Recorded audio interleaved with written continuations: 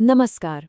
कभी सोचा है कि एक ही चीज दो अलग-अलग जगहों पर बिल्कुल अलग तरह से बर्ताव कैसे कर सकती है? आज हम केमिस्ट्री की एक ऐसी ही दिलचस्प पहेली को सुलझाएंगे जो हमें मॉलिक्यूल्स की छिपी हुई दुनिया की एक कमाल की झलक दिखाएगी। तो सवाल ये है, एक ही केमिकल कंपाउंड एक ही समय पर दो अलग-अलग नियमों को कैसे मान सकता है? ये तो कुछ ऐसा हुआ जैसे कोई इंसान एक कमरे में कुछ और हो और दूसरे कमरे में जाते ही एकदम बदल जाए। है ना अजीब? और हमारी इस कहानी का हीरो है बेंजोइक एसिड। और भाई ये एक अजीब सी दुविधा में फंसा हुआ है। ऐसा लगता है जैसे इसकी कोई स्प्लिट पर्सनालिटी हो जो अलग-अलग माहौल में सामने आती है। चलिए इसके इस दोहरे किरदार को जरा करीब से समझते हैं। और यहीं से सारा रहस्य शुरू होता है। जब बेंजोइक एसिड को पानी में डाला जाता है तो उसका बिहेवियर एक तरह का होता है, लेकिन जैसे ही उसे बेंजीन में डालते हैं जो एक अलग तरह का लिक्विड है, उसका पूरा बर्ताव ही पलट जाता है। मतलब एक ही मॉलिक्यूल पर दो अलग अलग रूप। आखिर चक्कर क्या है?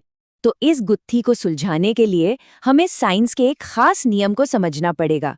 एक ऐसा नियम जो इन दोनों लिक्विड्स की कहानी को कंट्रोल करता है।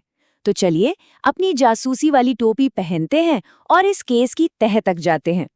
देखिए, साइंस का एक सीधा साधा नियम है जिसे डिस्ट्रीब्यूशन लॉ कहते हैं। ये कहता है कि अगर आप किसी चीज को दो ऐसे लिक्विड्स में घोलें जो आपस में मिक्स नहीं होते, जैसे तेल और पानी, तो वो चीज दोनों में एक फिक्स रेशियो में बट जाएगी।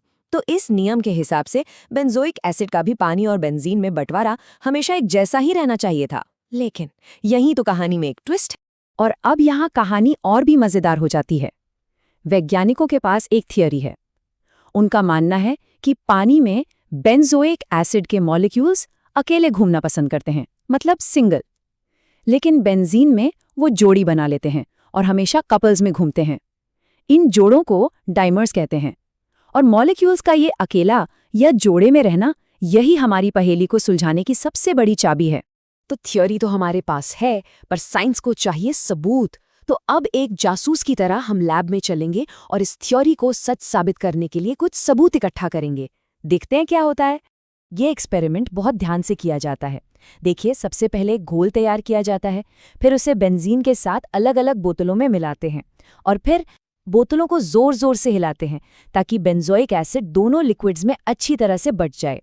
आखिर में जब दोनों लिक्विड्स की परतें अलग हो जाती हैं तो हम नापते हैं कि किस परत में कितना बेंजोइक एसिड गया है। ये हमारे केस की फिंगरप्रिंट रिपोर्ट जैसा है। एक्सपेरिमेंट हो गया और अब हमारे हाथ लगे हैं कुछ नंबर्स, यानी हमारे सुराग। तो अब वक्त है इन सुरागों को जांचने का और ये देखने का कि ये नंबर हमें क्या कहानी सुनाते हैं। तो ये हैं हमारे पहले सुराग। ये टेबल दिखा रही है कि पानी वाली लेयर में बेंजोइक एसिड की मात्रा, जिसे हम C1 कहेंगे, वो कितनी है। अगर आप ध्यान से देखें तो ये सारे नंबर लगभग बराबर हैं, करीब करीब 0.40 के आसपास। ठीक है। और अब देखिए बेंजीन वाली लेयर के सुराग, जिसे हम C2 कहेंगे। यहाँ पर मात्रा है लगभग 0.20। अब यहीं पर चीजें थोड़ी दिलचस्प हो जाती हैं।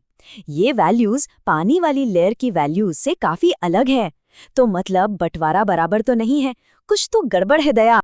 तो अब हम अपनी जांच के सबसे रोमांचक हिस्से पर आ गए हैं, मोमेंट ऑफ ट्रूथ। अब हम इन नंबर्स को एक खास कैलकुलेशन में डालेंगे जो ये दूध का दूध और पानी का पानी कर देगी कि हमारी थियरी सही है या गलत। सबसे पहले हम अपने डेटा से पहला जरूरी नंबर निकालते हैं। पानी वाली लेयर में बेंजोइक एसिड की औसत मात्रा, जो है 0.40। और ये रहा हमारा दूसरा जरूरी नंबर, बेंजीन वाली लेयर में औसत मात्रा, जो है 0.20। लेकिन रुकिए, यहाँ एक छोटा सा ट्विस्ट है। हम सीधे सीधे इन दोनों नंबर्स का रेशियो नहीं निकाल सकते। याद है हमारी थ्योरी कि बेंजीन में मॉलिक्यूल्स जोड़ी यानी डाइमर्स बना रही हैं। तो इस जोड़ी बनाने वाले बिहेवियर को हिसाब में लाने के लिए हमें साइंस के नियम में एक छोटा सा बदलाव करना पड़ेगा। हम बेंजीन की मात्रा C2 का सीधा इस्तेमाल नहीं करेंगे, बल्कि उसके स्क्वायर रूट का इस्तेमाल करेंगे। और ये है वो जादुई फॉर्मूला जो इस पूरे केस को सॉल्व कर देगा। अगर पानी की मात्रा यानी C1 को बेंजीन की मात्रा के स्क्वायर रूट यानी अंडर रूट C2 से डिवाइड करने पर हर बार एक ही जवाब, एक कांस्टेंट नंबर आता है, तो इसका मतलब है कि हमारी थ्योरी बिल्कुल सही है। और जब हम ये कैलकुलेशन करते हैं तो नतीजा आता है 0.895, एक ऐसा नंबर जो लगभग हर बार सेम है। यही तो है वो आहा मोमेंट जिसका हम इंतजार कर रहे थे। सबूत हमारे सामने है। तो इस जादुई नंबर 0.895 का आखिर मतलब क्या है? चलिए इस रहस्य से पर्दा उठाते हैं और देखते हैं कि कैसे इस एक संख्या ने पूरी पहेली को सुलझा दिया। ये कांस्टेंट वैल्यू हमारे शक पर पक्की मोहर लगा देती है। ये इस बात का पुख्ता सबूत है कि बेंजोइक एसिड पानी में तो सिंगल रहता है, लेकिन बेंजीन के माहौल में जाते ही वो कपल यानी जोड़ी बना लेता है। और इसी के साथ हमारी ये पहेली सुलझ गई। ये वाकई सोचने वाली बात है ना?